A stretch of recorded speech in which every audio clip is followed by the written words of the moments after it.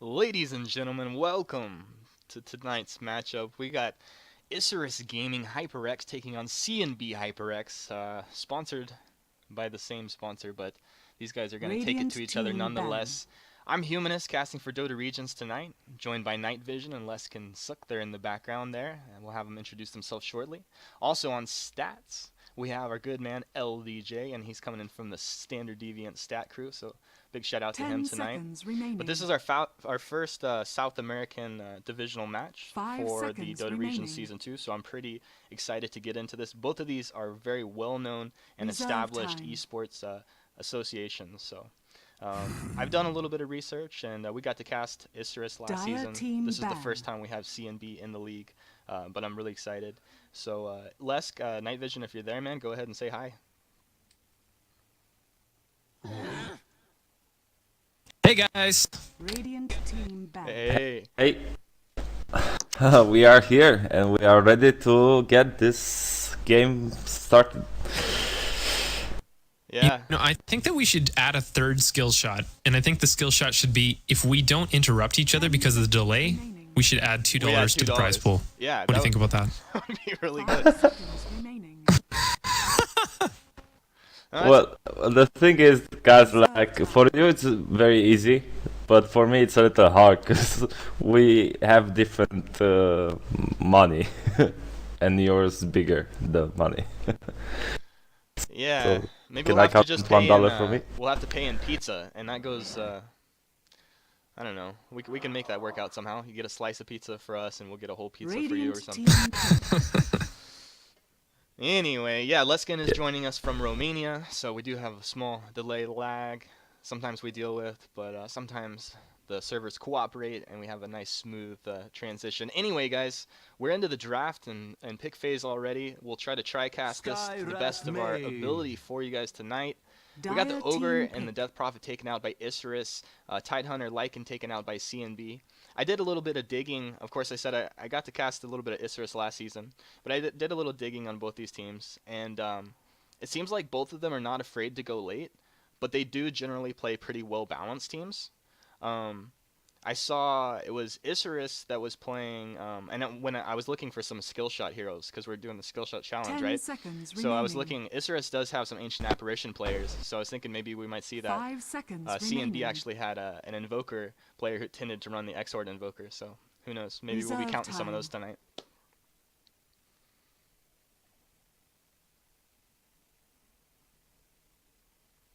Anyway, Skywrath Mage is going to be the first pickup here for CNB. Pass it over to Isurus, see what they want to do. It's really, it's been like a solid month and a half since I really got to like get down and watch Isurus play consistently. Um, but it looks like their lineup's pretty much what it was before. These guys have been stable for a while. Of course, Nadara, I believe he's their captain and manager. Papita's on their team, fullback. Um, DDX, Dulcimania. Yeah, so that's pretty much the same roster they were playing with last season.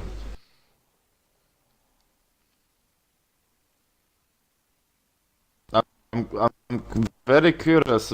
This first pick from Dyer takes such a long time that it's kind of making me curious about what they want to go for. Like CNB, they picked just to support Skywrath. I don't know why they are thinking so much. Do they think they're gonna go Void, or are they gonna pick something against Void, or what? Or they picked the Oh, Void. yeah. And Speak to the devil. they got it. Radiant team pick. All right, dude. Well, we got the combo power between the Void and the Ancient Apparition. And then, of course, any kills that come at the hand of the Ancient Apparition tonight, we're going to add $2 more. We'll put it in the pot, and we're going to hand over that pot of money to the league MVP at the end of the season. So there could be 100 games or more. And I don't know. I mean, if we got $2 last night, $2 today, add it all up, you could have a 10 few $100. You seconds might just have remaining. less than that. Who knows? But it's a nice little sweetener. 5 seconds I remaining. definitely wouldn't turn away like 100 or $200 just for being league Radiant MVP. team ban. Centaur Warrunner is going to be picked up here. Really strong first two picks by CNB, and they're still versatile. Really haven't given anything away. I mean, of course, you're going to assume Centaur is going to be their off laner, but if they want to run aggro for any 10 reason, seconds remaining. Centaur is really a hero that can benefit from just having a nice, easy safe 5 lane and then seconds getting remaining. active in the game really quick. And combo's great with Skywrath. If you can get a hoof stomp, it just sets up Reserve time. Skywrath Mage so well. And then the silence also amplifies Dire the team double-edged ban. nuke that's going to come out of Centaur. So those two have incredible kill potential. Yeah, and also very good against Isurus lineup until now, the Void and Ancient. Like every time when you see a Void coming close towards you or some of your teammates, you know that you have your Stampede there, ready to be pushed. And also against Ancient Apparition, he's pretty tanky. So also he's a good farmer with a double edge. So I think he's gonna be the pipe carrier for CNB. If they're gonna go for pipe. 5 seconds. Not everybody goes. Yeah, I would assume you're probably. I mean, against the AA, you're Reserve probably time. gonna want to get that pipe for sure. I mean, there may be someone else that goes to pick that up, but most likely it'll be a Centaur, and hopefully he manages to get a decent timing on his blink, and it won't set him back too far. These guys taking their time today. I mean, Isurus really took their time on that first pick, but these guys are kind of thinking about their second set of bans here. They did take the Sand King out of the pool. I guess they're looking really trying not to get womboed here. They've taken the Tide Hunter out, the Sand King. If you're CNB, what kind of bans are you looking at here? Reserve time. Well, that wasn't really anything in the flavor of what they took Dire out before. team ban.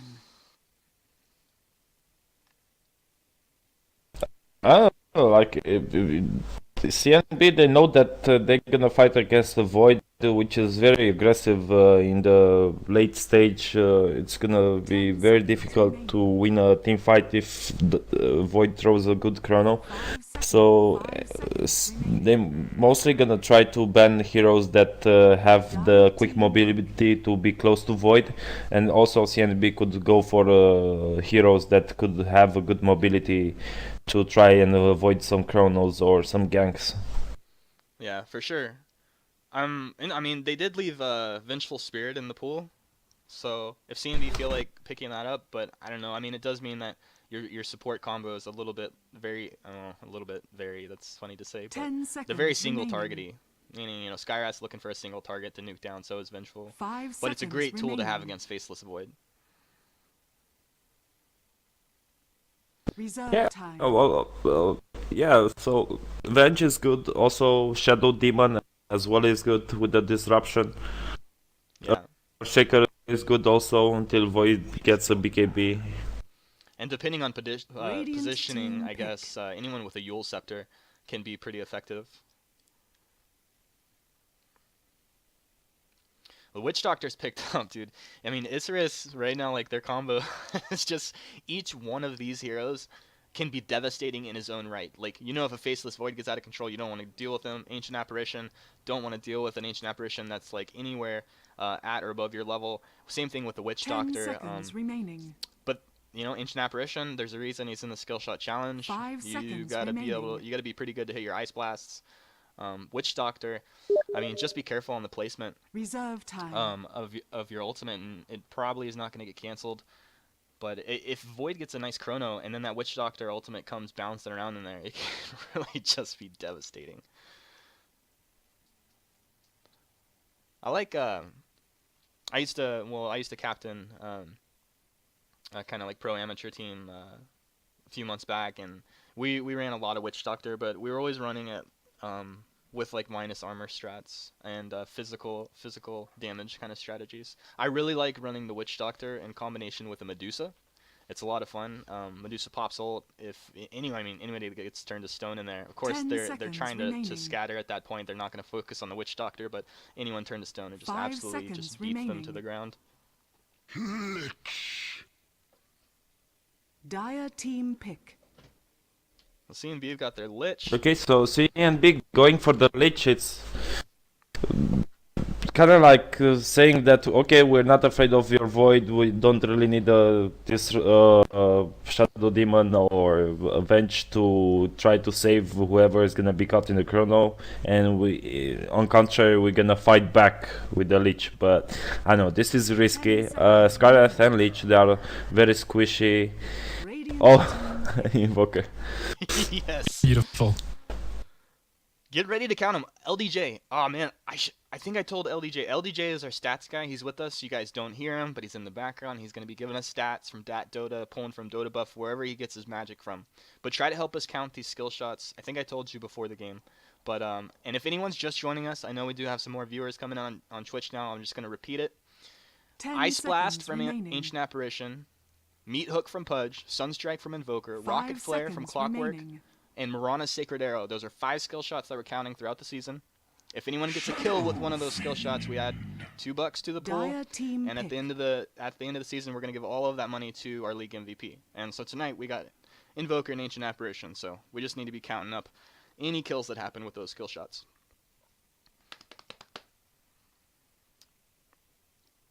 Ten seconds remaining.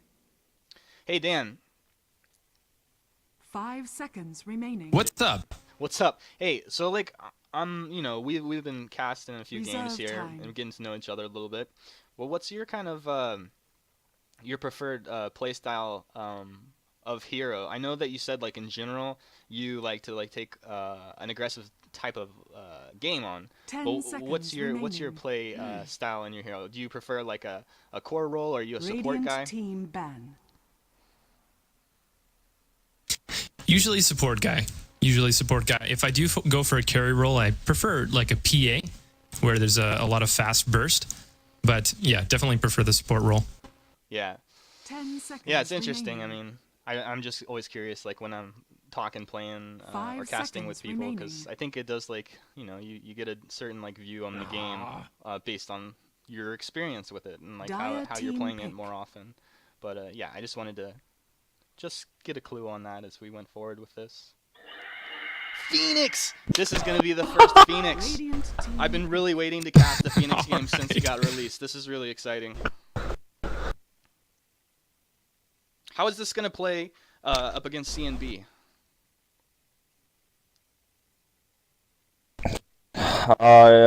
It's like Phoenix goes with his ulti. Everybody is gonna be next to him, trying to take him down before he can repeat the Dire team Hiroshima event. Plunge them. Oh Or boy, Witch you cut Doctor out with really the- hard that during word. that time. Sometimes the server like lags out a little bit as they like actually pick their heroes, and it's like kind of like loads into that or something.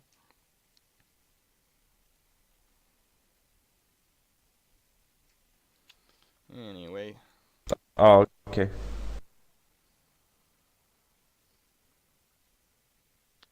sorry about that, guys.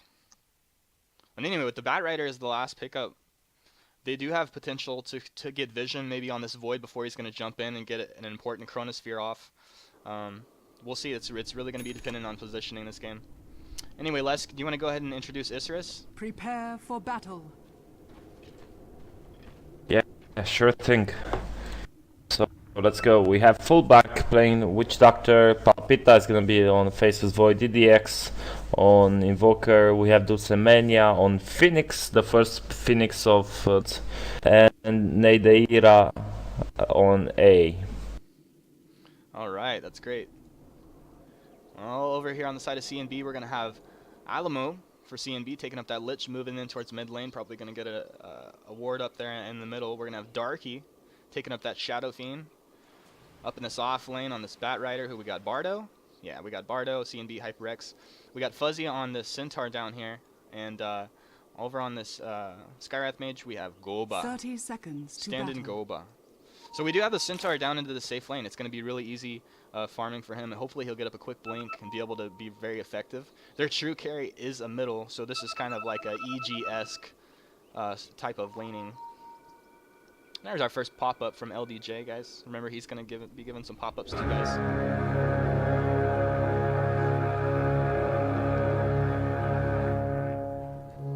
These guys asking about the fire spirits. That'd be, I don't know. We can consider it. No, let's like it's nice to see a Phoenix, but I don't think we need to advertise to the teams like, hey, pick Phoenix also. Yeah. Well, the whole idea with the skill shot challenge was just like, I don't know, people are always excited to see like you know, skill shots land. So we're just trying to be a little persuasive to make these guys pick these heroes a little more. But not like to risk losing your game over it, you know. Still play your style. If you're not an Invoker player, don't do it. In this middle lane, you're going to have Lich with the Shadow Fiend. It's going to make his laning phase a lot easier. Something that a Shadow Fiend can really suffer from. It's just if he has a hard time in the first 2 minutes of the game, it can really make his next like 5 minutes kind of hard. But Lich should make this a little bit easier for him.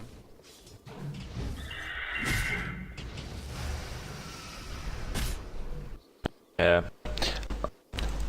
At this moment, I cannot prefer Isurus lineup. They have the right combination to say like, okay, guys, you do that, I do this, and then everybody knows what to do. It's very clear that they are optimizing to go for the team fights. They also have the pushing advantage in their favor. You have the Witch Doctor sustaining them with the kill. You have Invoker going for the Forge Spirits, and well, Phoenix, he's there. But everybody is doing contributing with something, and I really like that coming from Isurus. Yeah, I think their combo is really strong. If that Chronosphere lands like on 2 to 3 people, I don't see any way that CNB wins that team fight unless you have like a Centaur like in good position to just peel them off immediately after. Nice D-ward happened in the top lane just now. Oh no, Bat Rider, he's stunned up. Chilling Touch is on him, and that's going to be the first blood going to Nadara, so it's really nice for Ancient Apparition. Get him on his way to that Ag Scepter.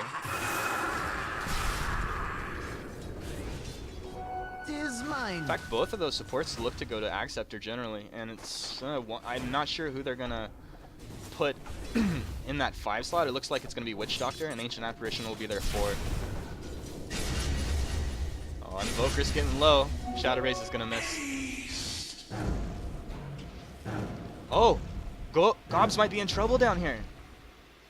Looks Phoenix is going on him pretty tough. He'll throw out the Arcane Bolt. Nah, it's not gonna be enough, but it really potentially could have been a kill there.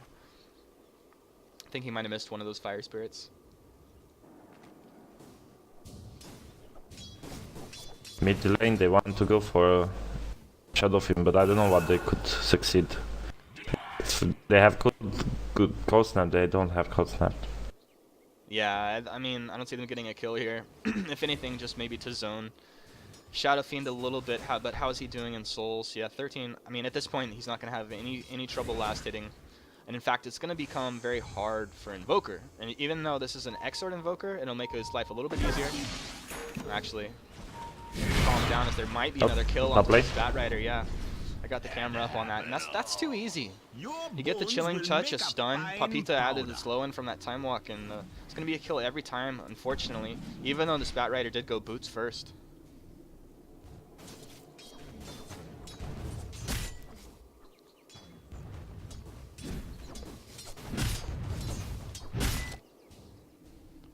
It's funny. I don't know. Like Bat Rider, he's like riding a creature. He's a I don't know what he is. He's a goblin riding a creature, riding a bat. But Phoenix just is the creature. He's like, man, I don't need no rider. No, a troll. I think he's a troll.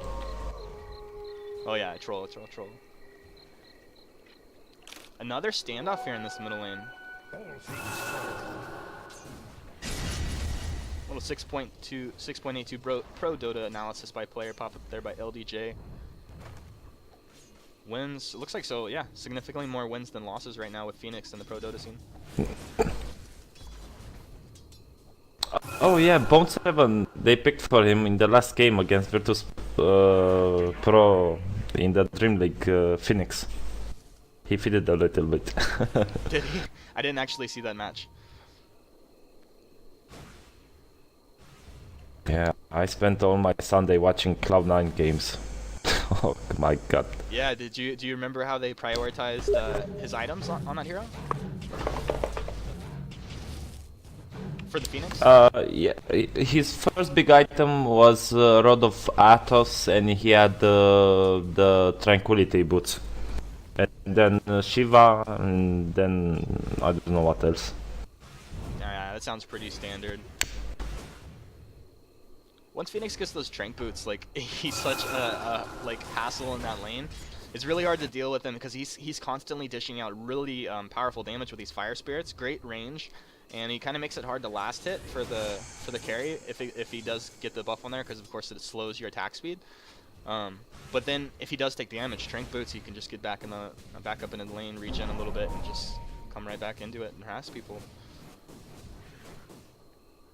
Faceless Void is really winning the last hit battle right now. 36 last hits, 18 denies. The next one to him is going to be, well, Shadow Fiend and Centaur kind of tied at 26-24. But it's kind of a wash in this middle lane between the Invoker and the Shadow Fiend. And kind of a surprise because Lich has been here since the very beginning, and I know that Isurus did rotate a little help in, but Invoker's been on his own for the most part. Bat Rider kind of in trouble? No. Nice little Firefly. Oh! He is in trouble. Potentially in trouble. Well, we have the Invis rune on Ancient Apparition.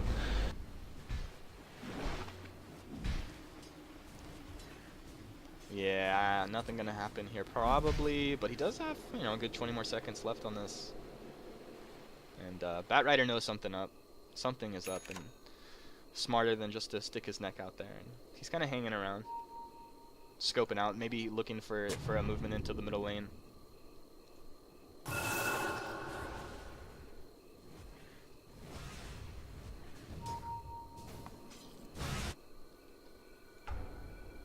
Rotation from Ancient Operation mid. They might go with the Phoenix. The Lich has clearly seen this, though. But he has been spotted by Lich.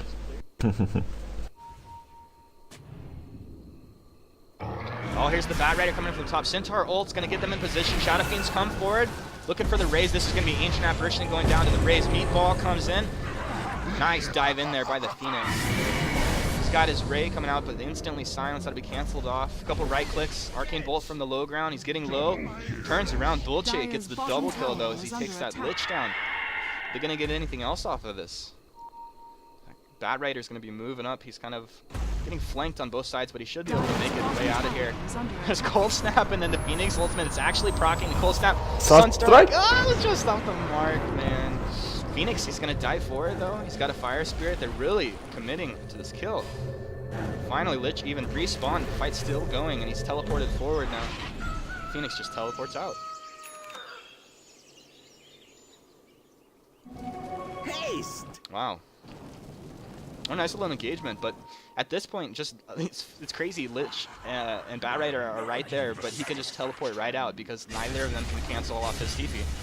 There's no flame break yet from Bat Rider, and Lich no ult.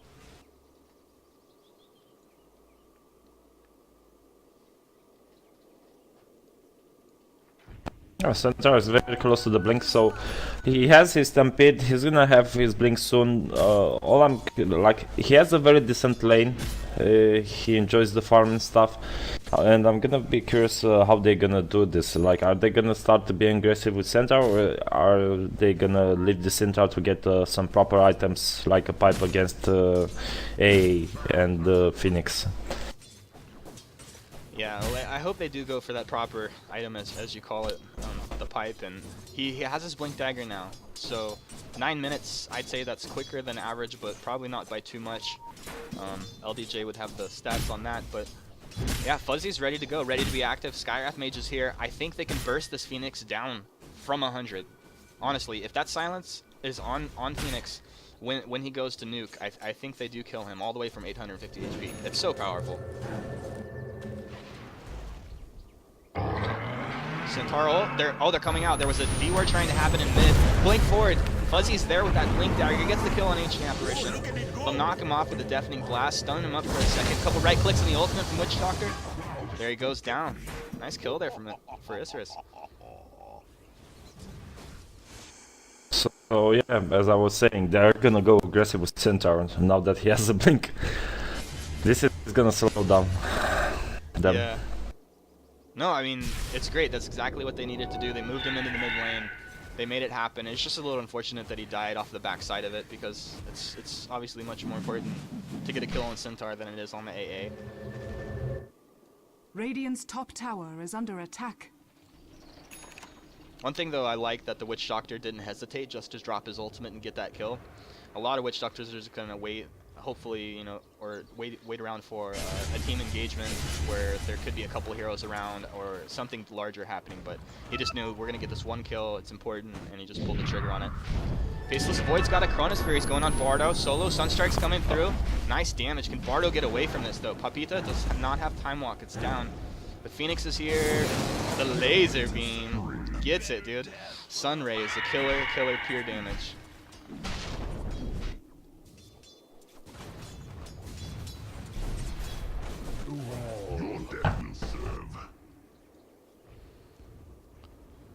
So Faceless Void still sitting at the top of the last hit chart. 79 last hits here at 11 minutes. That's exactly where he wants to be. Radiant's 60 top last hits on the tower is Shadow under Fiend. attack. Unfortunately, there's no stacks over here for him. I would have liked to see this large camp stacked up 3 or 4 times. That's one way that Shadow Fiend can really flash farm like no other, is if he just gets a couple good stacks on a large camp. But he still has plenty of time to do that. Take over Nadara. Walks forward, Oh, bottom dodges lane, the Sky is flare. dead. Yeah, another Witch Doctor ult, then another kill, full that killing spree. He just lets it go. I love how Witch Doctor dances, dude, when he lets it go. And he's like, look at it go. Do you know the song that it's on YouTube? A parody. Which one? The one with Witch Doctor that he sings, look at it go, roll down the barrels and something like that. It's very catchy.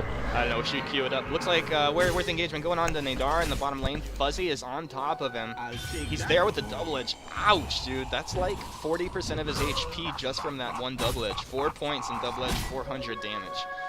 It's going to be really hard. Nadara just has to be careful on his positioning. It's so easy for a Centaur that's level 9 at this point in the game to be getting kills. Solo kills on a squishy support like Ancient Apparition. They ping it out. These guys know. They know, or that was coming out, not from Nadar, but fullback. And they know that Licha just walked in to get that ward there on the high ground.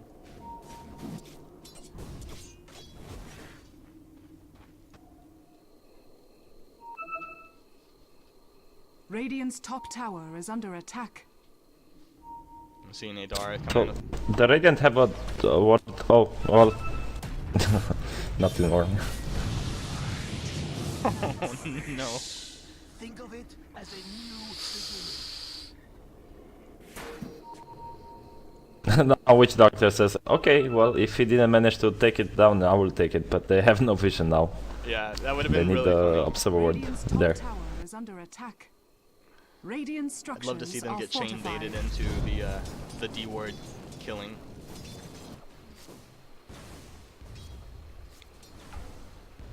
So we saw Faceless Void go for this attempted kill up in the top.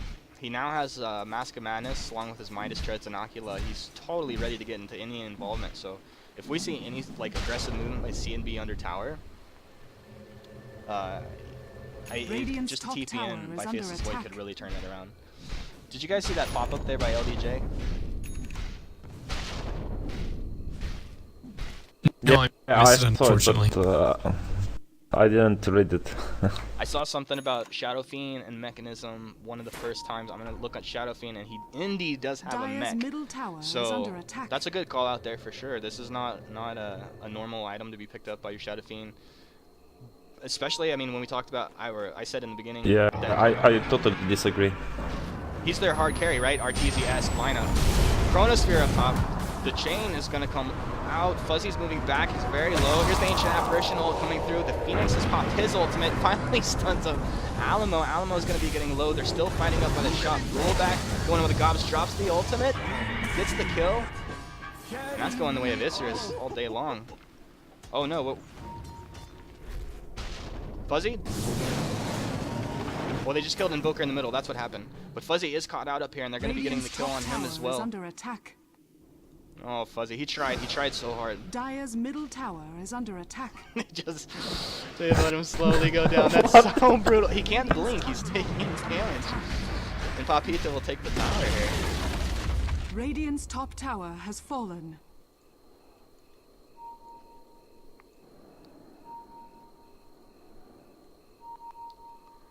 Anyway, yeah, I don't like the mechanism of Shadowfin because he's like his most damage comes from his shadow rays. So the mechanism is kind of taking half of his mana pool, and he can just shadow rays just a few times and no ulti. And also he is going now for the BKB. And not like something like Manta style to help with some stats to have some mana, but I don't know, if they could work this out for them, it's okay, but at least the power trades are there. Yeah, man, I don't think you're on point to question it. But these guys, they're very talented players. They're at the top of their game, so you know if they're doing something like this, it means they feel very confident about it.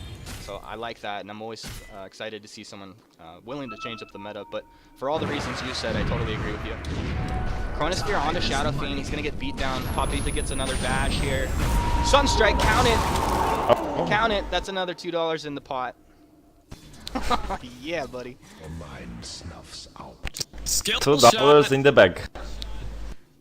I love it. I love it. I hear Daniel, but then I hear Daniel echo through Leskin like a second later, and it's just like skill shot, skill shot. How epic. How epic indeed. But we'll mark that down. So one skill shot yesterday, one skill shot today. We'll probably have some more. It's only the first game. So Lesk, you said in the beginning of the game that you did favor Isurus' lineup. At this point, the way things are going, do you still favor them? Oh yeah, it's all about the late game, man. Like, yeah, Centaur has a blink, Batrider has a blink, but if they don't catch Void and Void catches them, it's over. Look at Witch Doctor, he's halfway, almost 75% of his Death Ward, Egg, Scepter. Invoker, he's going for the 4 staff. Well, mobility is okay, but Phoenix, man, once he drops the bomb with the Supernova, it's over. Well, they're pulling back Ancient Apparition. Shadow Fiend charges up the ultimate. It's an easy kill there. Batrider had grabbed him as he blinked up to the high ground. Don't know if you saw that one. They're blinked forward by Centaur. They're trying to secure the tower, but also getting the kill. Papita's gonna backtrack some damage, but Fuzzy's now overextended. Dulcimani getting the unstoppable streak on this Phoenix, first Phoenix of the season. And now they can just turn around and chase.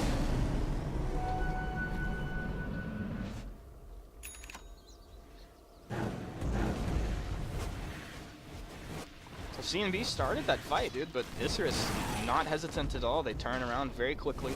They drop all the abilities. They chained their skills nicely. Phoenix had great positioning on that ultimate, and yeah, unfortunately Centaur was just a little overextended.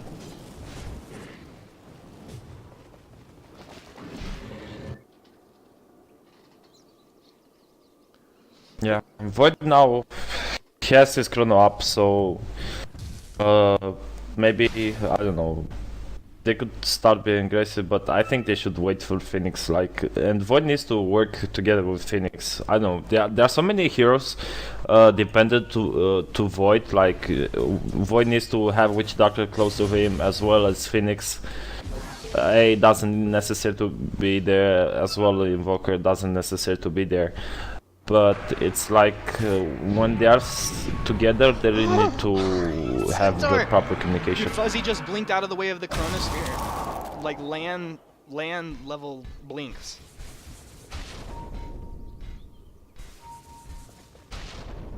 Sorry to cut you off, man. I was just a little excited there. It's like, you know, many times you're gonna see, especially just on a server like that, they're gonna die. Nice turnaround. He gets the hoof stomp, and then Liz drops the chain frost. Easy kill into Papita. Fuzzy gonna be cold snapped up. Sunray cleaned up by Isurus as they turn around. So he just lingered a little too long after getting that kill, but it was a nice turnaround.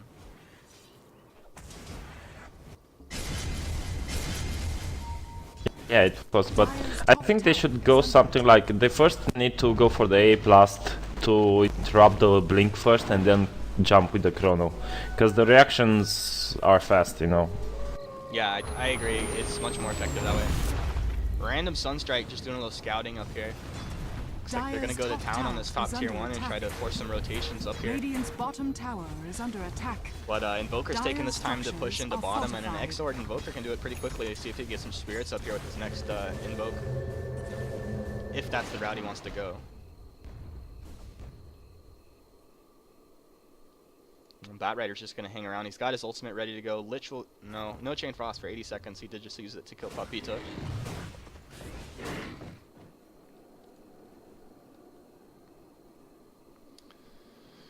I mean, the mech. Yeah, I think Isurus like. Yeah, go. No, you go ahead, buddy. Oh, never mind. Invoker has been cut off. Never mind. Okay, so I wanted to say that Isurus, like, yeah, they have a lot of. Oh, Nadira might die. Oh, I'm a miss! I can't believe it. Oh, he's gonna die anyway. But what a miss. When ice meets blade, ice loses. Yeah, so Isurus, they need to go for the towers. They need to control the mid lane and the bottom lane, like taking the tier 1 towers, and while doing that and managing to succeed to take down the towers, then they have the control of the Rosh pit. And controlling the Rosh is kind of like one of the biggest advantage that you could have when you have a Void. Because whenever you're gonna try to have a fight, you can die, you can waste for them to waste their resources on you, and then when you're back on, you can just go for the chrono. Middle tower is under attack. No doubt, no doubt. I was kind of watching down here. We got Batrider. He is invisible, but he didn't have his ultimate quite ready yet. He was looking for this Invoker. He wanted to grab the Invoker. And allies are kind of out of position now, so I'm not sure what they're doing. I guess just scouting out. Maybe they're not sure where everyone is at right now. So one of the most important things in Dota is just being elusive and being off of the map. Like, if you're not doing something you have to be, don't let them know where you are, because they're able to form a plan at that point.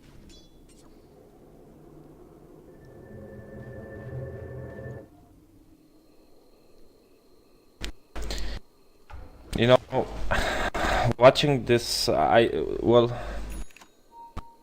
Isurus, they have a very, I think it's one of the perfect lineups that you could have when you have a carry Void, but it's like the execution of it and the gameplay, how they adapt this game.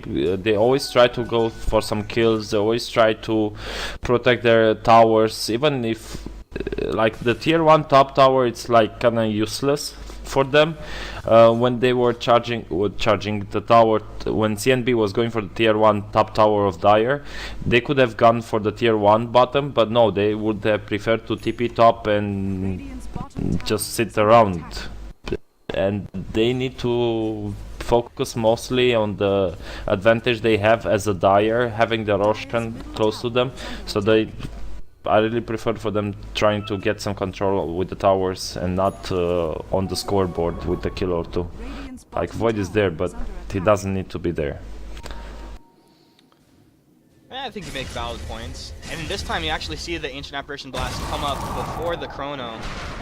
Void's gonna go anyway. I don't think he knows there's backup. BKB does come down, but Void's just gonna bash away onto Darky. Sunray is there. Are they gonna be able to get him? There's the mech from Darky, keeps him alive for a second. Papita grabbed by the Batrider. Ultimate channeled up! Just burst him down. What I can't believe that just happened. And Phoenix is actually in a little bit of trouble. I think he meant to cancel that dive as he was on the far point there, taking a lot of damage, and he's gonna go down as well. Isurus is starting the fight with CNB, finishing it strong. You said, as you were talking earlier, Questionable positioning. LDJ threw up a stat about Witch Doctor's Ag Scepter. This Witch Doctor is a support Witch Doctor, and he picked that Ag Scepter up a full 10 minutes before the average Ag Scepter of 34 minutes. So I just want to give a shout out to him on that. That's really nice timing, so well played by fullback.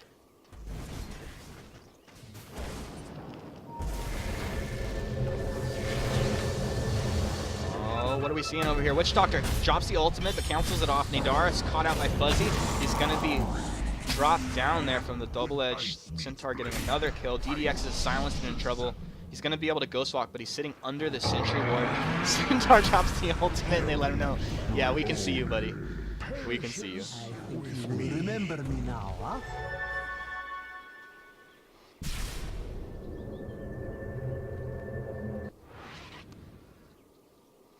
So somehow, like, okay, we're talking about Isurus has got the lineup. They maybe could do some things a little differently, but they're strong at this point. They've got what they need to do, but the last 2 engagements have gone, like, straight up to CNB. I wouldn't question that at all. Thank you. Yeah, as I was saying, Isurus, they have a perfect lineup, but they miss the communication. They are not working together as they are supposed to do with this type of heroes they have.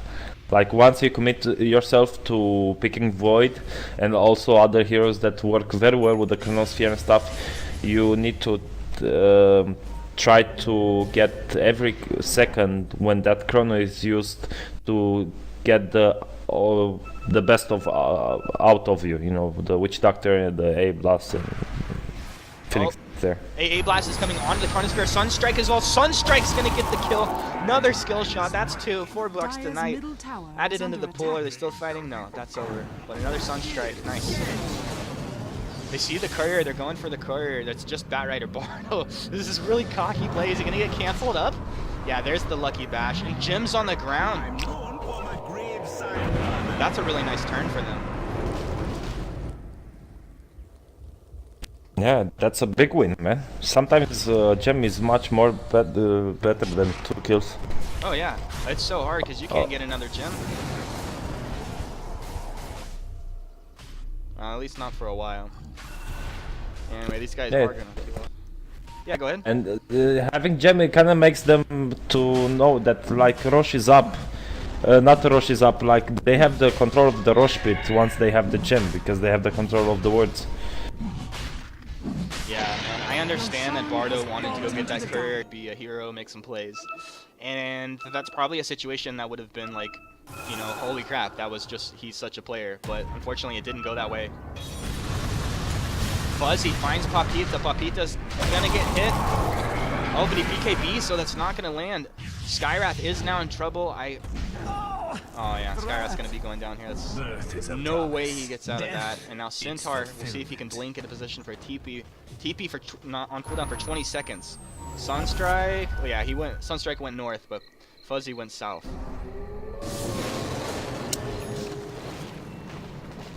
No, come on, keep checking. Yeah, if they didn't know what his cooldown situation was like on his TP, you would have assumed he's just out of there by that point.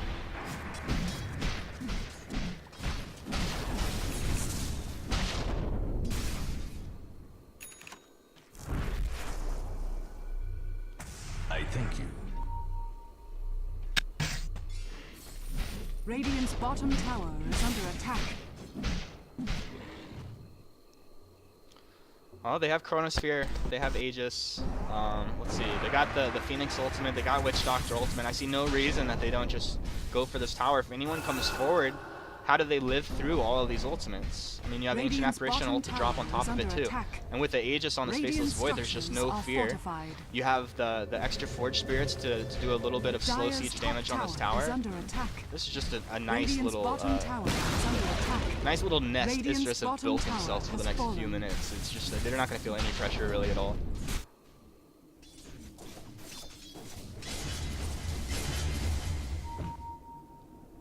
Oh my gosh, I moved the camera for 1 second and Void and Dolce Mania get 2 insta-gibs on the bottom lane. Did you guys see that? Yeah, I was all, Yeah, it was all over it. excellent coordination. How did it go down? It was just Bottom Papita tower jumped is on him under with that attack. chrono and they just followed up with the ultimates, or? Yeah, exactly. Yeah, he did follow up with. Yeah, it was a Sunray that he followed up with, and of course that pure damage again doing so much. So much damage. And he didn't pop the pipe, so that really hurt him there. Yeah, man. If you're gonna be picking up a pipe, it's Radiant's gotta be middle activated. tower is Just under attack. 100%. Oh, an engagement on the bottom. BKB is gonna be forced out here by DDX, and then he's just gonna move back. So, hey, easy force out of that, and Radiant's middle so he just tower is ice wall under cold attack. snaps. He goes out. I was gonna mention this earlier. I kind of forgot as we had some action, but our invoker did go for an Ag Radiant's Scepter middle tower has fallen. after his Midas, and I think he had 4 staff Midas at that point. A lot of times your Exort Invoker, or as of recently, we've been seeing them go for their Necro Book as like that next item.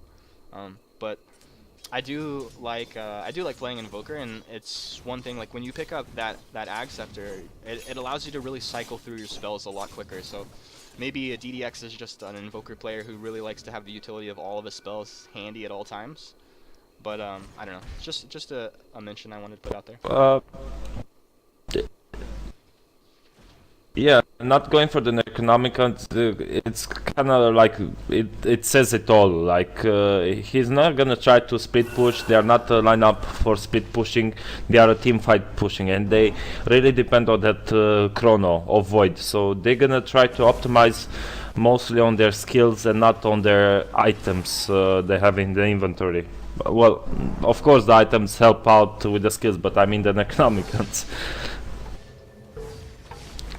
You know, CNB had a 5,000 experience lead about 10 minutes, no, maybe 7 minutes ago, and it's now about 2,500 experience in the way of Isurus. So we got about a 7,500, 8,000 experience swing just in the last 7 minutes. That's pretty good.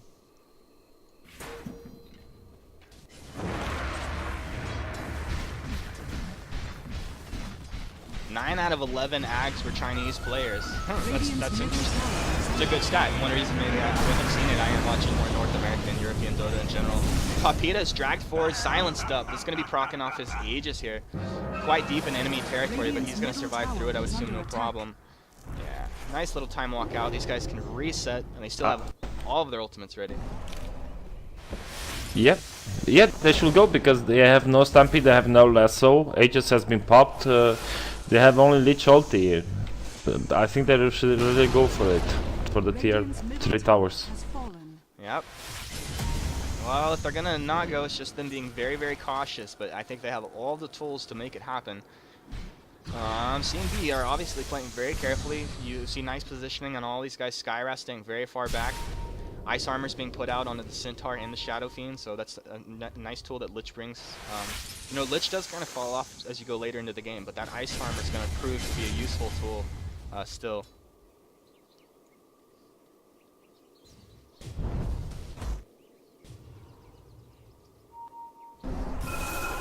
It looks like Papita's actually going to go for that Daedalus as his next item. So he's got the full Mjolnir, he's got Mask of Madness, BKB, Midas, and now he can just finish that Daedalus. And really, like, he's been controlling, getting like, getting kills, but... Rider? Yeah, that's going to secure it. Rider's in sketchy positioning, but not going to be caught over. This is it, man, the chrono! Oh, gosh, the chrono's onto 3, and he just starts bashing Beautiful onto chrono. Darky. Witch Doctor ult from the high ground gets the Centaur. Oh my gosh, triple kill for Papita. The Sunray has it found Lich. They're going to find Lich when she goes to the north. Rod of Atos, that'll be another kill. That one goes to the Invoker. GG. It's GG. Wow, CNB knows that they just can't face up against this. They didn't build to go late game. Isurus did. And yeah, but it shows like you're an experienced team if you know it's over at that point. So they're just going to call it and go game 2. You guys got anything you want to say before we get the next lobby up? Yeah, man. Yeah, I kinda predict my win. Thank you. Yeah, like... And that last team fight, the setup by DDX with the tornado, it just lined everything perfectly for Faceless Void, played by Pepita, to time walk in at the last second and actually get a connect on 4. So that connect was really important. One thing that I did notice is that the focus on bottom lane was on shutting down DDX, especially around the 25-minute mark. And we did see Witch Doctor actually at one point was there with just picking up the wards a couple seconds too late, didn't have his sentries read on time, and Invoker was able to ghost walk. They would have been able to finish the kill, but it's just like half a second away from being able to detect him by plopping down faces or plopping down a sentry, and that would have been the kill on Invoker. And again, it was attempted a few times, just very, very close calls with mechanics. And I think that we could have seen a very different game bottom if Invoker was shut down. Yeah, well, all good things. This is definitely a game of seconds. It's even a game of milliseconds. So I'm going to take a few seconds to get this lobby up. But thanks for tuning in, guys. This is CNB versus Isurus. This was game 1. We're going to have match 2 up now. If you're on Twitch, thanks for stopping by, guys. Hit that little heart like button. If you're in game, thanks for picking up the ticket. Remember, it does come up with the Naga Siren set, so that's another reason to pick it up. But we'll be right back.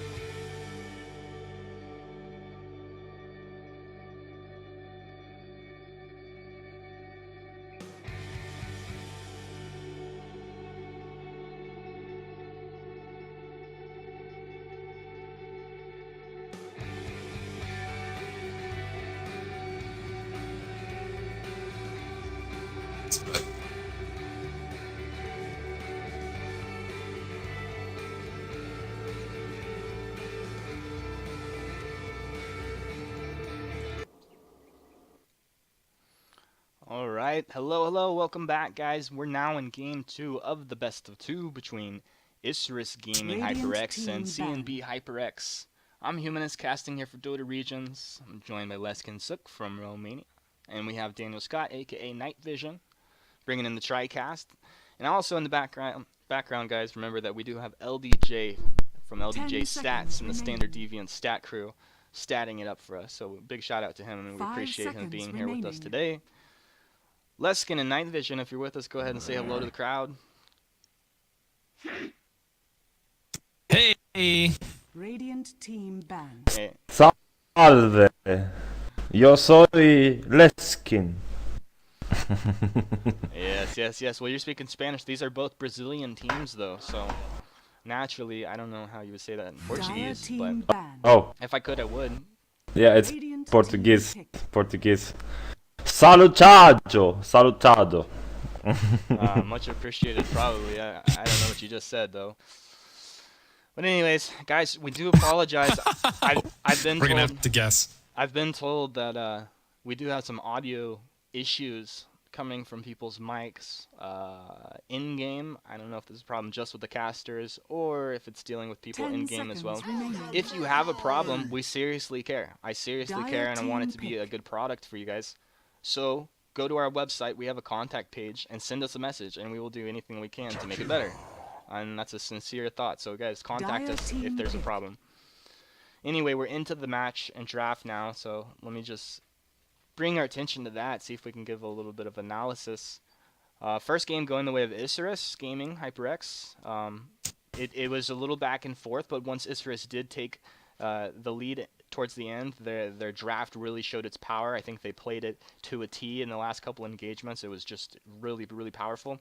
10 But seconds CNB all remaining. throughout the game, they showed. I mean, it was a little unconventional in what they did with the Shadow Fiend 5 and the mech, but they seconds did show remaining. that they're very talented and capable of taking down Isurus on any Reserve given day. time. But these guys, they picked up the Jakiro Razor as their first 2 picks, and Isurus Radiant has secured team their pick. Ogre Magi. We had also in this thing we have a skill shot challenge. If you're a viewer and you were here the first time, ignore it. I'm gonna say it every new game we get. But we have the skill shot challenge, 5 skill shots. It's on our overlay. We've got the Ice Blast, Meat Hook, Sunstrike, Rocket Flare, and Sacred Arrow. Any kills by those kills will add $2 more to the pot, of which we give to the league 10 MVP at the end of the seconds season. remaining. We had 2 skill shot kills last game, and those were both Sunstrikes coming 5 out of Invoker. seconds So remaining. that was pretty cool, and maybe we'll get some more this game. Reserve time.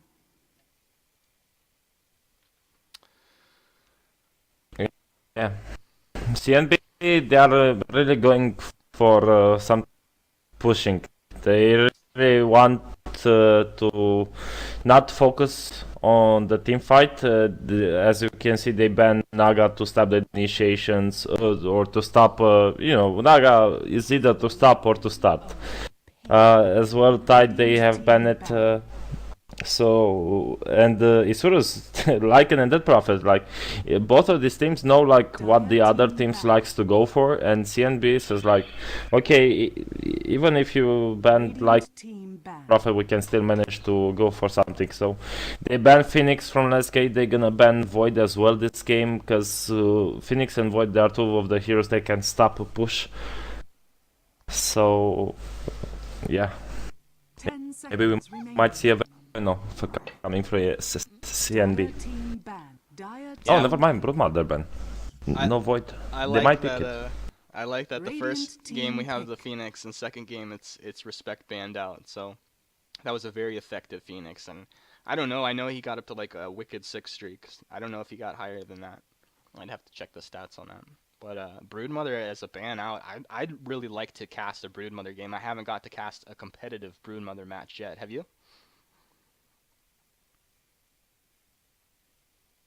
No, 10 seconds no. remaining. I never. And I hope I will not, because Broodmother is a boring hero. All she does is sit on the lane and push. Yes, but it's like you always have Reserve to have time. attention on the Broodmother, and it forces out a certain level of playstyle, and I think it really highlights which teams are good at rotating and which teams are not good at rotating.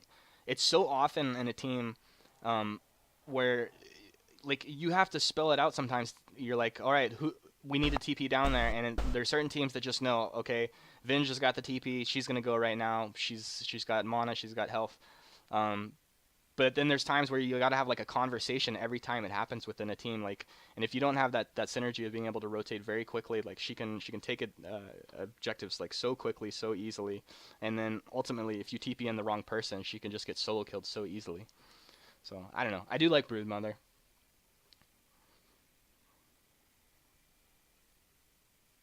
Then, do you like Broodmother to play with or against?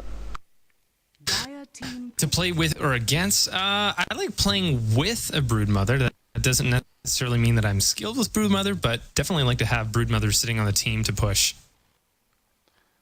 See? I don't know, man. I don't know. Broodmother is such a boring hero, and then well, it's yeah. I don't know. I've seen once a Chinese team. I think Chuan in 2012 playing Broodmother, and he was completely feeding the lane. You know, back in the day, like, the Brood's So been Chon was playing Broodmother and he was feeding the lane, you mean? Yeah. well, it can happen, dude. Like, okay, like Legion Commander, such an amazing counter to Broodmother. That's why you don't pick Broodmother unless it's the 5th pick and it fits the lineup. And if it's a 5th pick and it fits the lineup, it can be devastating. But you pick it before that, it's so easy to get countered. Like I just had a game the other day where we were doing all pick. It was non-ranked, whatever. We had like 2 picks out on our team, and I randomed Brood, and I was like, screw it, I'm just gonna keep Brood.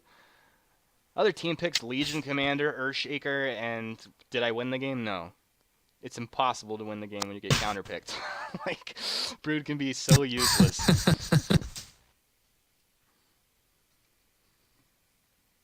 Anyway. Do you know what's useless? Their Ben, Broodmother. Radiant team pick. Oh, Void. There's a faceless. Yeah, man. Faceless Void making it all the way through to the 4th pick. So, surprising that he made it all the way through, but I guess there was some respect ban they had to throw out there, and of course they're fearful of this Broodmother. Windranger going to be the 4th pickup by Isurus Gaming. I like this, another unconventional pickup that we don't see too often, but she can be really powerful. I think so. Her 10 shackles seconds do remaining. shackle to the birds, right? Yeah, I'm pretty sure they do. So if this is just 5 like microing seconds birds around it remaining. all, that's just gonna give them a couple more targets for Windranger to shackle onto. And I Reserve feel like time. I'm right that they like the reason like it's pretty good is you can just like the birds are flying and you can just shackle them up and kill them really easily. Yeah. That's but Windranger has been picked here because of Void and Razor. Her third skill, dodging the right clicks from Razor and Faces Void, is gonna help her a lot. She's not gonna try to waste her time with the Visage Burst. She's gonna focus mostly on Razor and Faces Void to keep them outside of the fight as much as possible. Yeah. Well, we also have this Queen of Pain pickup. I'm intrigued, and I do like this here. Queen of Pain is one of my favorite heroes. She's kind of fallen off in the pro scene. Like, yeah, she hasn't been popular for a while now. But her skill set is very fun to cast, watch, and play. She's in and out all the time. She has high burst. She has the shadow 5 strike, seconds remaining. plus the blink, which means she can kite people around Radiant really well. team So pick. it's really a pleasure to watch a really good Queen of Pain. I don't know who's gonna pick that up for them. That might be DDX. Take it into the mid.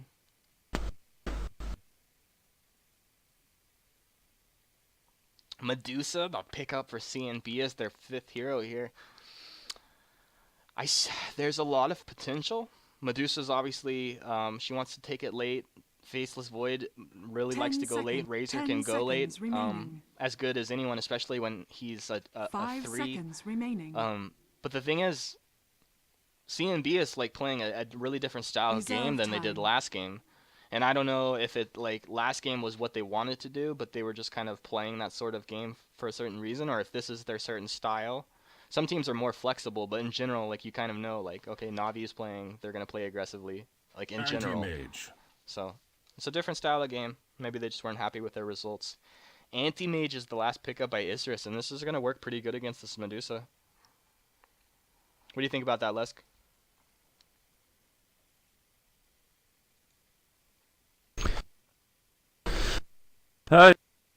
It's as what faces Void. If you drop the Manta style and get a few a few hits on Void, he can totally have no mana for Time Walk, no mana for For battle. Chronosphere, and also the thing is that Visage is not a support that goes for arcane boots. Jakiro is not a support that goes for arcane boots. So their mana is gonna be it's gonna be missing a lot in CNB lineup. Their mana, No doubt they're gonna be. and they are mana dependent, especially Razor and Medusa and Void.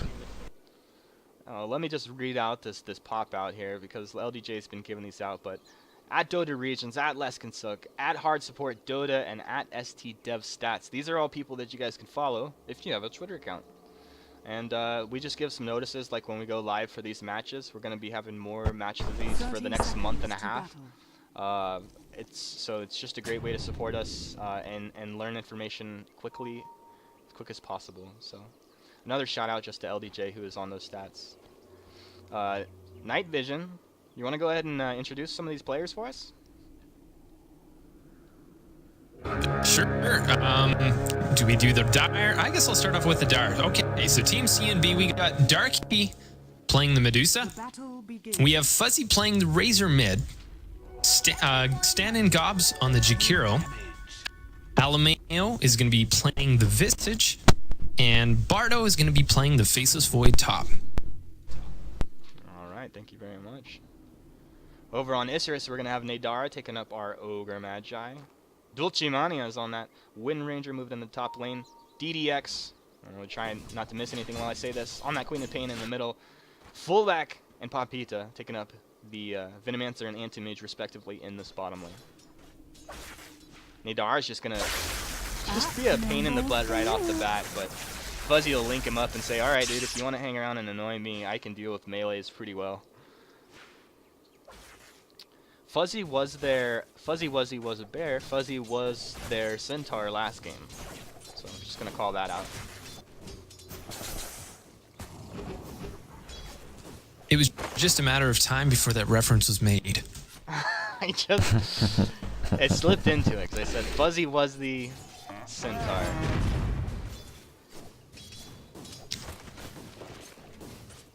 Well, Leskin, you are the resident First Blood caller. Where's it going to be, buddy? Well, it's not gonna be on Wind Ranger. It's I kind of like Okay, bottom or mid. Oh, and you say it, Nadar gets the kill onto Medusa. This is not what they want, and in fact, Jakiro is going to go down as well. Double kill going to the Ogre, dude. This Ogre is going to be a problem really quick. This is not, it's not too good. Of course, you would have liked it on your anti-mage, but if you're going to put it on a hero, Ogre is going to be really annoying at this point.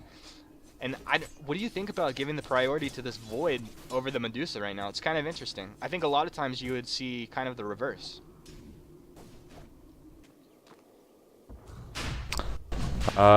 Yeah, but it's like you can putting Venomancer casually died there. Well, you know, Medusa, she's a range hero. So she can manage to do a little bit better against anti-mage. Void is kind of like if anti-mage gets a few hits on Void, he drops out of mana. He has no mana for time walk, and that's the perfect occasion for Ogre and Venomancer to jump on him. So this is risky what they have done, but if they think they could work this out for them, it's okay.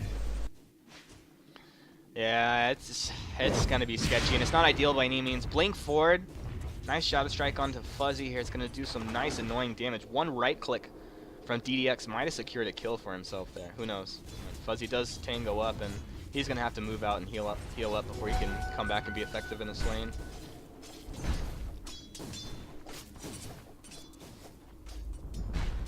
Ogre now has as many kills as last hits. 2 last hits, 2 kills.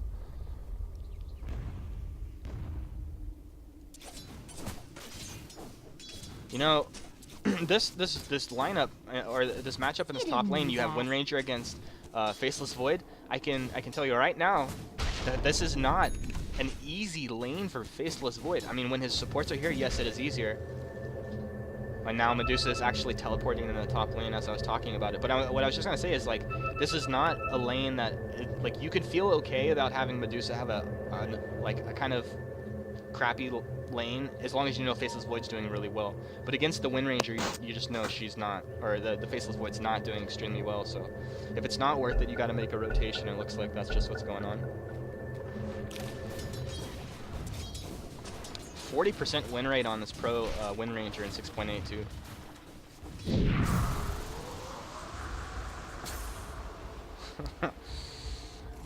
Mystic Snake and a jump forward, but it's no trouble for a Wind Ranger. Gobs, is he going to be in trouble? I think he is. Jakiro might die. Yeah. There was a little bit of a pathing problem that slowed Nadar down just a little bit, but yeah, this guy's going down. Gobs unkill, but this one going to fullback on that Dinomancer this time. Time is money.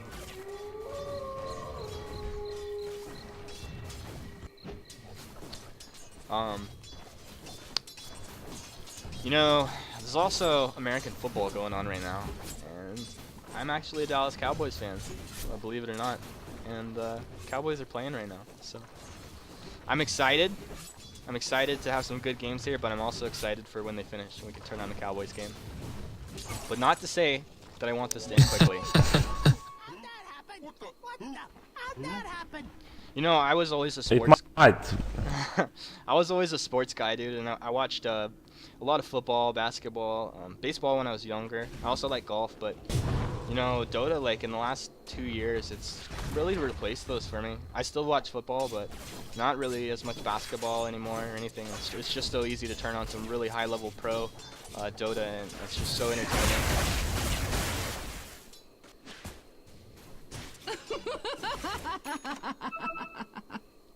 I don't know. Last game, the game seems to be balanced between the teams, a certain balance. It all depended on who jumped first and who got the kill on a certain hero that could have turned the situation back. But this game, Isurus, I really believe they have the bread on the table. I didn't have the camera up there, but Dulce Mania does get the kill onto the Jakiro in the top lane. So Jakiro has died 3 or 4 times now. Yeah, it's 3 kills. And that one went to the Wind Ranger. So Wind Ranger, at this point, is essentially a semi-carry based off of her laning phase and the fact she got that kill. Like, she's going to have a serious impact on this game.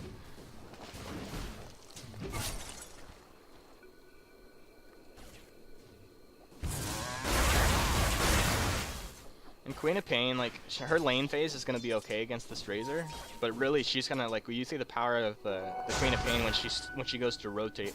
And she's going to show up kind of unexpected in a lane, blink out of the fog, and that's where you see the power and the beauty of that hero.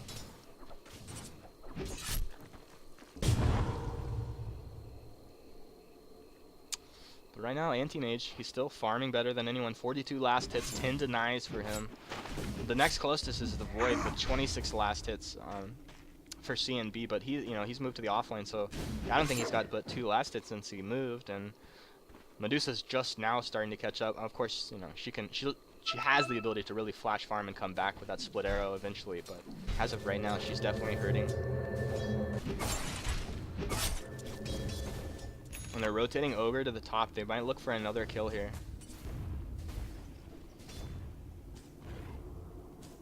You wish.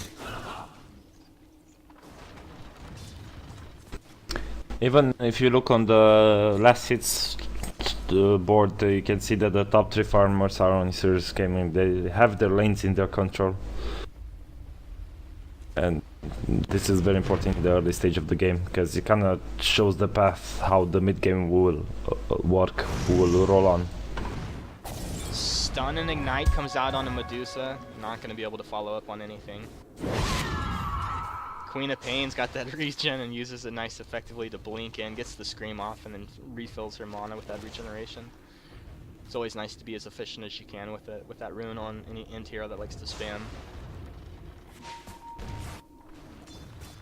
Some pings coming out into top lane. They want something to happen, but they're just like, it just can't happen unless CNB do overextend a little bit. Medusa with a 61.4% win rate in 6.82 Pro Dota. It's not surprising to me right now. I think, like, I do see her. Most games I'm watching Medusa and she's winning. So, I do like that pop-up though. Once again, courtesy of LBJ. The Gorgon. Yeah. And hey, you guys, anyone watching, remember, I mean, obviously, if you're watching in-game, you know, because you bought the ticket and you've got the set. But if you're watching on Twitch, we have, well, I'll pick it up after this. Chronosphere in the mid, DDX is caught up, bashed. All the damage in the world. Queen of Pain goes down. Nadara looking to do some level 4 damage there. It's not going to happen. But yeah, if you guys are watching on Twitch, just know that our ticket does come with a Naga Siren set. It's pretty cool. She's got a squishy little octopus head, so if you guys pick up the ticket, you support the league, which helps us pay out these players, and then also, you know, you get a really cool set. So, win-win.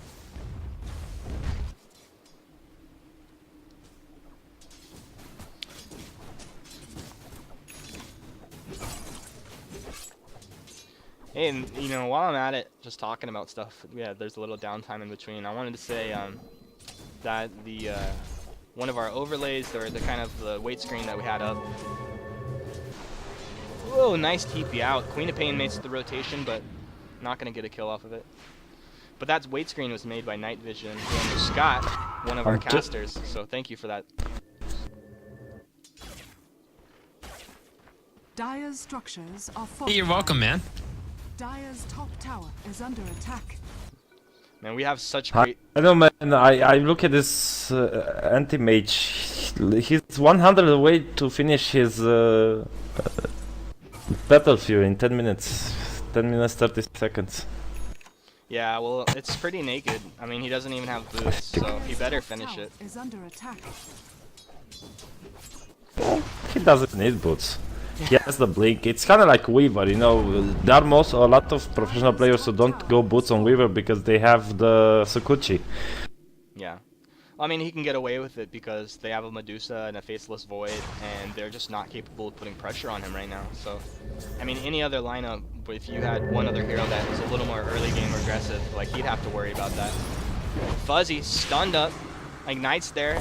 Shadow Strike's gonna land. He's gonna have to turn in Man Fight or just be very careful. Shackle not gonna land. Power Shot's there. Faceless Void gets the Chrono 1 to 3 under the tower.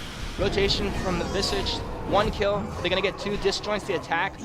Not gonna disjoint that one. 2 kills, but Razor does go down off the back of it, so it's 2 for 1. But a nice rotation from Bardo and Alameo to make that happen.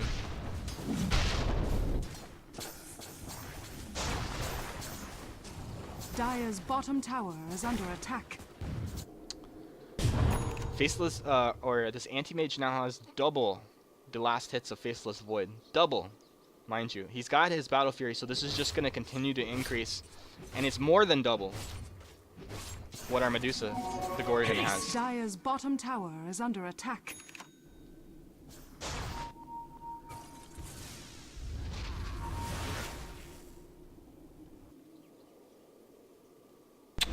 Yeah, this anti-mage is gonna be fat really big, and there's not much that you could do to him if you don't. Oh, Venomancer.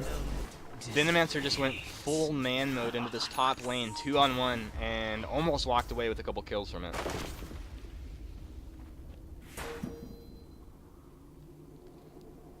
Nadara might have DC'd. He was just not even moving there. Dolcimani is calling from some lag. Se lagueo, no puede ser.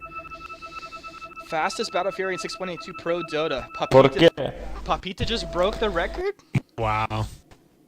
What a player. What a player. Broken. Dude, like, we're gonna... Man. I think... Oh, go ahead. Yeah, it's not 11 minutes he had the Battle Fury. He bought the last piece of the Battle Fury around 10 minutes 20 seconds. attack. Does it count when you have received all the item in your inventory, or when you have all the pieces? I think when it completes itself. Okay. Wind Ranger, she's coming in. I hear that Right. sound effect on the wind run. Nice shackle up. She doesn't care. Fuzzy has the ultimate out. Blink Is in. under attack. Nice scream there. Clean that up. Queen of Pain, DDX getting the kill. And this, if they're careful about the way they play this, it should secure them this tier 1 in the middle lane here.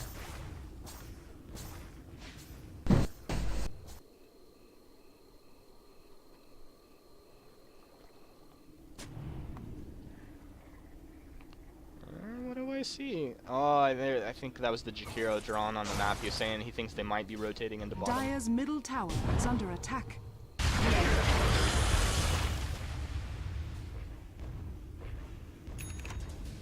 Dire's bottom tower Yeah, is man, under remind me to attack. tweet out at the end of the game on that. About that, breaking that record. That's props. I want to give him some props on that.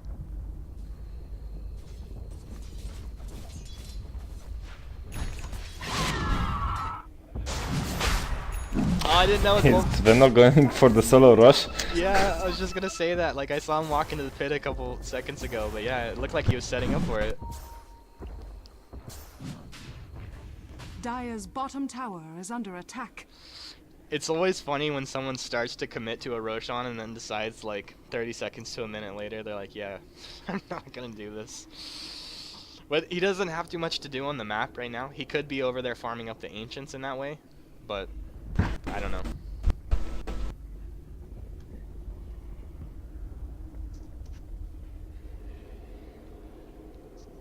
Fortunately, we are getting some ping and lag issues here.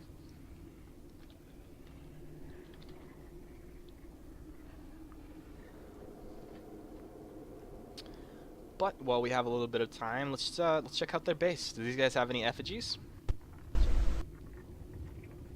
Yeah, not seeing any in CNB's base. How about Isurus? I got one over here. Papita's got Papi-sama Oneando Pabitos.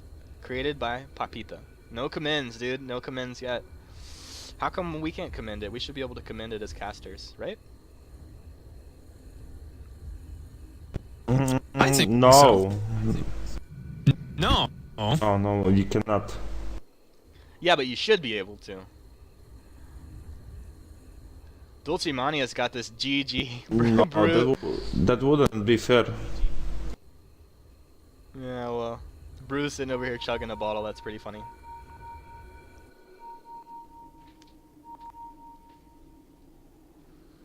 Alright, hopefully his connection's better after the disconnect and reconnect.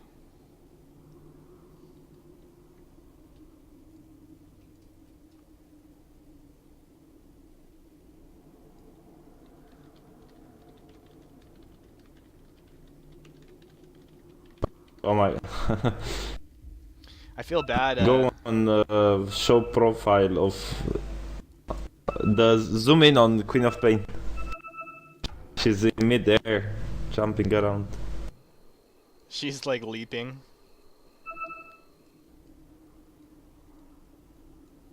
I feel bad for the Twitch chat. Let me just say, guys, like the Twitch chat, and they've said this before.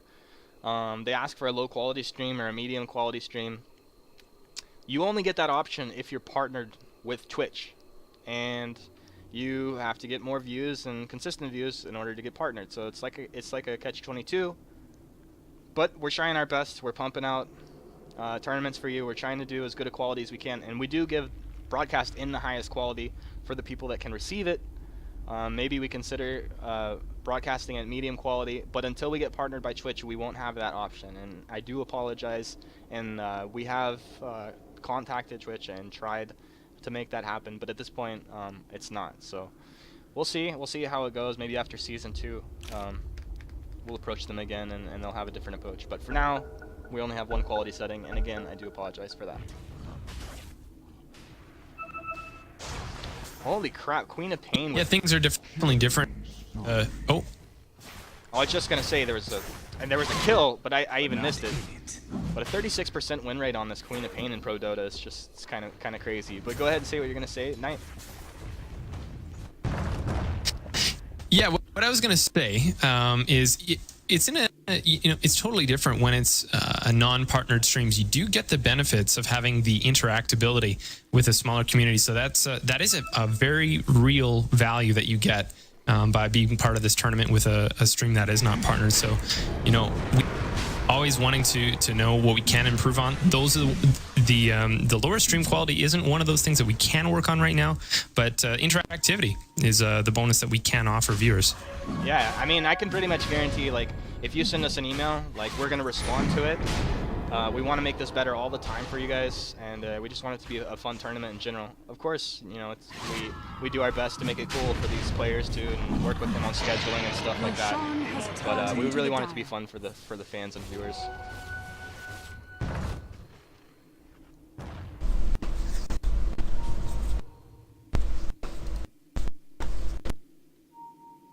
This is not something that I expected for the dive side, CNB taking the Russian. Yeah, I really didn't expect them to either. Dire's structures are fortified.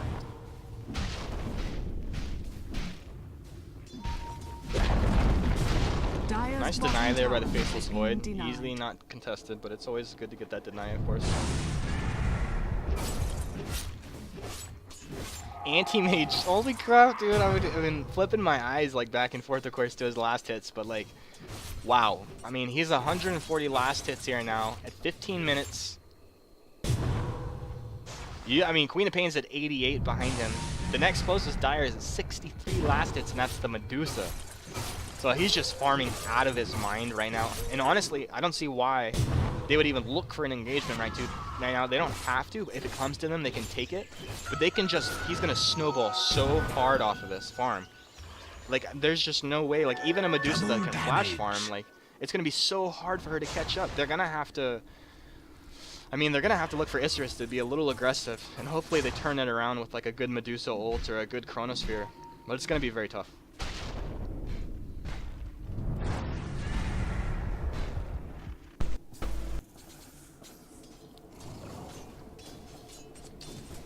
Do you think Medusa's going to go for a first item Lincolns on this, or is she just going to go right into a Scotty? Wow, Queen of Pain does get a kill in the middle. Chronosphere is down. He's just going to try and teleport out now. That'll be the Aegis procced off. Faceless Void. Does he have a Time Walk to get out of this? Time Walk's still on cooldown. There's a fight. Queen of Pain dies under the tower to the Visage. And then there's dead Faceless Void in the middle lane. Radiant structures are fortified. That was a big win because Void also had that Aegis, or Aegis, however you say. Dire's middle tower is under attack. Yeah, no doubt. That was a huge win. I mean, they kill him twice. They kill the Razor, and Queen of Pain loses her life, but yeah, for 3 kills, that's pretty good. Yeah.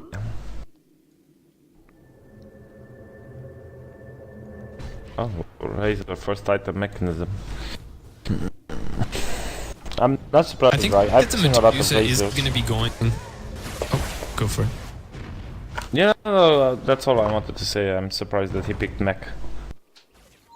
I don't think that the Medusa is going to be going because we do see that both Anti-Mage and Queen of Pain have blinks. So I have Scotty's only going to be so effective there, and it's not going to be effective against late game. So Yeah, no doubt. Of course, that's yeah, I picked think up we often can to expect a Manta style. to kite people around, and anyone that can blink can still get on top of you. Unfortunately, Nadar is still getting some lag issues here. These guys they're both Brazilian teams. We're playing on the Brazil server right now, for anyone that's just curious. Hopefully that's just some silliness coming out from Gobs.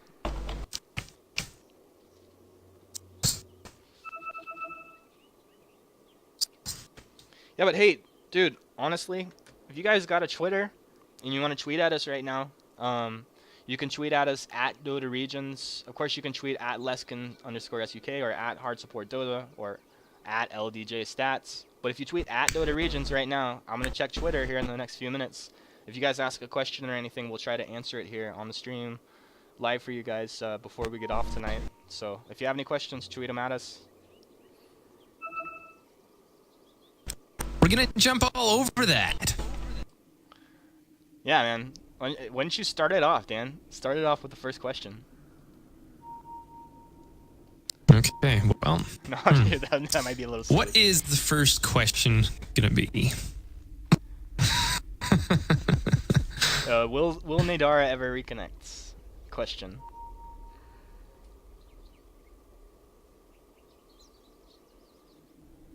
Yes. You know, I think we need to get into the betting spirit. Leskin, where's the bets, man? We normally have. Dude, you one or still two owe bets me. a game You still going. owe me 2 rares from a game we casted. We still owe me What are you 2, 3 talking rares. about, man? What? Yeah, I got the first blood. I got the first blood. I also got the first tower. So it's rare. And I don't know. Oh, okay. Yeah, you still owe them to me.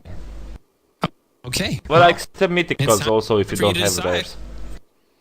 Wait, do I get to decide what the rares are going to be, or is that for you to decide? As the shopkeeper from Dota 2 trailer says, that is for you to decide. All right, I will decide. You guys are ridiculous.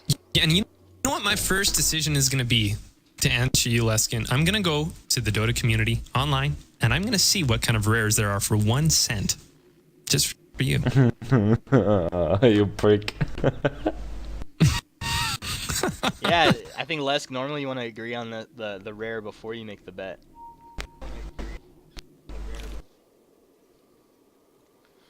Lowest Hard price, life, man. lowest price rare about 3 cents. LDJ, he's just still working. Like, you know, we're just spitting 3 out nonsense cents. and he's working. This is just a stats man through and through.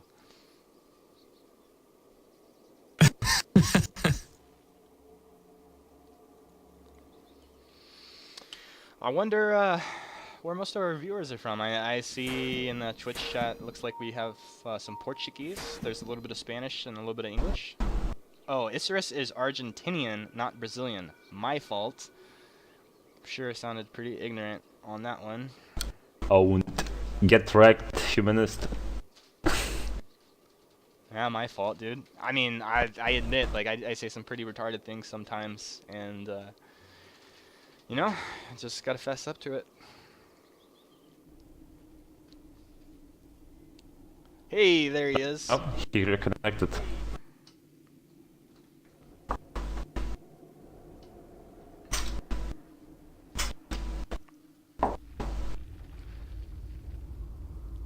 Alright, well, we'll give him another sec to get back in on this. There, it has popped up that he's reconnected. Papita calls to go, so we're back in it.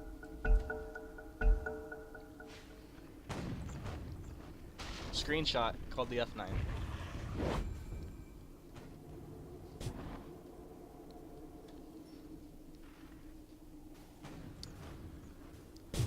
Alright, dude, where were we at in this game? I mean, it's... But, I mean, we were just kind of like in a farm battle right now in this game. And I was talking about before we went away, Anti-Mage just balling out of control. I mean, short of, holy crap, Faceless Void gets a solo kill onto the Minimancer in the top lane. He's going to have to be careful about that. Short of Anti-Mage throwing himself like into a really dangerous position, how does CNB get control of this Anti-Mage? Because if they allow him to continue at this rate, he's going to be pretty uncontrollable.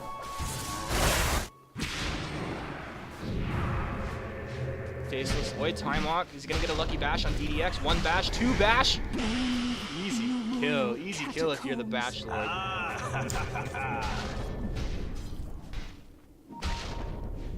RNG. RNG, dude. Like, there is no way that Queen of Pain dies if she doesn't get bashed twice there.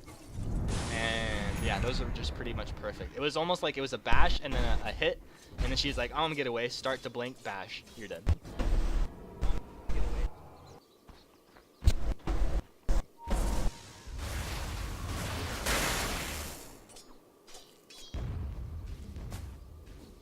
Hey Leskin, are you using headphones or do you have speakers on right now? Not gonna happen. Headphones. I Okay. use headphones. It's just weird. I don't know why like I can hear myself in your microphone. Yeah, me, the same thing. Who knows? I don't know, buddy. Double damage. Anyway, we do have a double damage on this anti-mage. He's gonna farm faster than he was already farming. If you get a double damage on anti-mage, it's like he could actually fight at this point and be like really effective. Going on the fullback in the top lane, Bardo beats him down, Mask of Madness again, killing spree. You become So they're under farmed, but Bardo has gotten a couple nice kills in the last few minutes here. Which, I mean, you can skip all the farm in the world as long as you're getting kills. Nice shackle from this Wind Ranger's power shot's gonna land. Queen of Pain comes in, Bardo's in a world of trouble. They just CC'd him down, chained it nicely. Woo! Sonic Wave. Queen of Pain comes through to clean him up there. Nice kill from DDX, and that's one ultimate that it feels pretty good to get a kill off of. I gotta say, like, Queen of Pain, like her ultimate, a lot of times you don't know when to use it, like, but in a situation like that where you just get a guaranteed kill off, it feels good. So begins the final epoch. Humanist, we felt your excitement there. You said at the beginning of the game that Queen of Pain was one of your favorite heroes to watch. And we shared in your excitement. Right? Isn't it? Like when she's just like, woo! She just lets it go.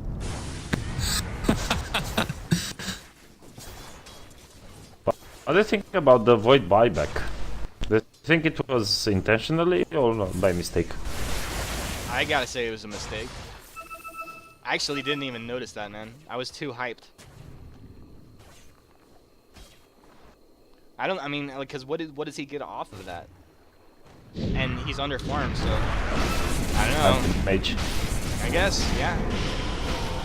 Nice bash is there, and he takes that anti-mage down. Woo! That feels good. He's running around. He's got his Maelstrom up now, and if that's exactly what he needed to do. And that really wasn't anti-mage doing anything too cocky, like I said before. He was just there. He got time walked with the chrono on his face. And was that Visage that comboed up there with him? Yes, yes, Visage. I think that was the most important kill of the game so far. Yeah, I would totally agree on that. Every coin I mean, dude, it's 22 minutes into the game. Anti-Mage has 269 last hits right now. Structures are fortified. Yeah, and one thing worth mentioning is obviously we are seeing extremely strong play off of Pepita on the anti-mage. And interesting first bans we did see during the drafting phase that the DP as well as the Lycan were banned. So was that actually a response, a plan ahead of time, making it so that CNB was able to farm and not needing to deal with an early push? It's very possible. Yeah, I think that's definitely a good reason, and those are a couple heroes that, like, if you're not able to respond to them, they're just going to continue to push until the game's over. Essentially, a little bit of an engagement here in the middle, Ice Path down. They're going to take the tower, and a nice shackle there from Wind Ranger. The double kill for Papita plus the tower. So he may have just gotten killed a minute or two ago, but he came right back off that. And has he completed his next item? He did. He's got the full moth style. Beautiful lineup there from Dulce Mania. Yeah, Dulce has been on it with these shackle shots. That's one another spell that's incredibly satisfying to land. Like, if you land a good shackle shot, it can feel so good, man. Oh, anti-mage debate is real. Top lane. Yeah, he's not, well, he is turned to stone and under the chronosphere, but he's able to blink out, lives through all of that. That's just crazy survivability, really. If Medusa wasn't inside there, he probably would have got pounded down, but... No. Yeah, unfortunately Medusa was too close to him and the chrono as well.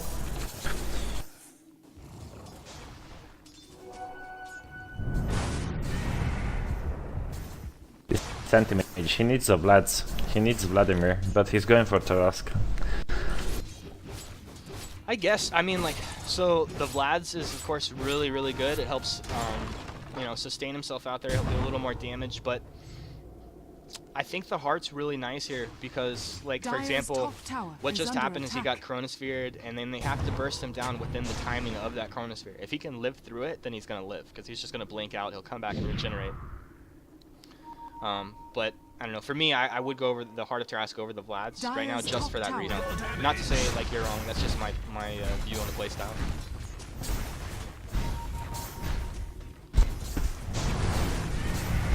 So just want to mention Twitch is wondering where the XP graphs are right now.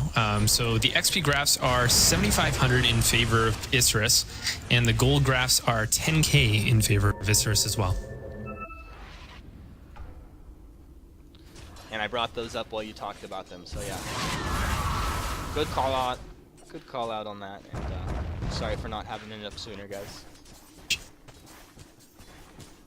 Yeah, a shout out to Willowdale 492 for that. Willowdale 492, what a player. What a player.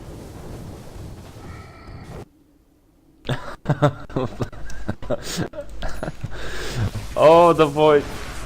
He's looking for the magical bashes. He's not going to go ahead and get one. Queen of Pain blinks out. She's going to live. Blink in from Papita. He's ready to go. Drops the mana void, but that's not going to be enough to get Razor as he'll skedaddle out of there. Down to 30 health there. So close. So close, but yet so far. Also, we have Ags up. Ags up on his Visage now, so he does have 3 birds. So that's another turning point that you got to be aware of in the game. It provides a lot of control. It's also one more bird to feed over, so like he'll have to be more careful. Oh, Papita, he's going into the base. Bardo's got no mana. He's static linked up, so he's dealing the damage. Papita is going complete man mode right now. He'll blink out after getting a kill under the tier 3, and he barely took any damage. That's insane. Shackle will proc off the Lincolns here as Darky moves around. Darky, careful on your positioning here. Anti-Mage just have that full Heart of Tarrasque finished up. Dire's bottom tower is under attack. They're going to go ahead and pressure this bottom tier 2 now. Queen of Pain, very capable of doing that with her Orchid. She now has 1 ultimate orb, so her right click's nothing to like snicker at. She does hit pretty hard, and she's one person or one hero that can be kind of deceptive. I think, like, I think she can transition to a semi-carry, like, or I mean, she is a semi-carry, but she can almost be a carry in a lot of situations if you pick up right-click items on her, which people are hesitant to do. But like honestly, with the Orchid and now the Sheep Stick completed, oh, she has so much utility. But she can pick up an item like a Mjolnir and then just be like completely destructive with it.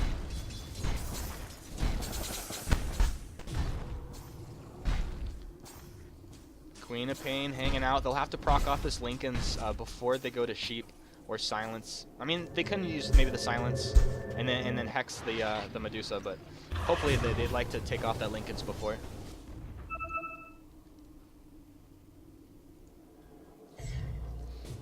No, they're moving towards the Roshan. So taking this Roshan is kind of... Oh, no, never mind. More farm. Anti-Mage wants more farm. Well, if Anti-Mage wants more farm, who's gonna deny him?